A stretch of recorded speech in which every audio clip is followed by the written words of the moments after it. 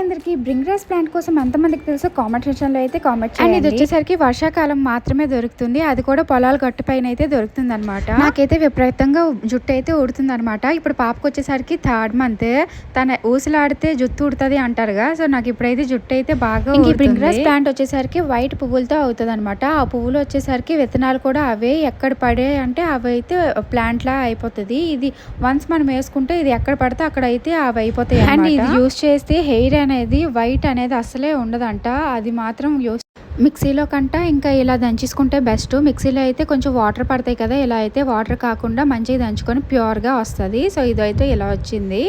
ఇలాగా చేసిన తర్వాత దీన్ని అయితే ఆయిల్లో వేసి బాగా మరిగించాలి. ఆయిల్ అయితే సగంకి సగం అయిపోవాలన్నమాట. ఆయిల్ అంతా పైకి తేలి ఇంకా అదంతా కిందకి వెళ్ళిపోవాలన్నమాట.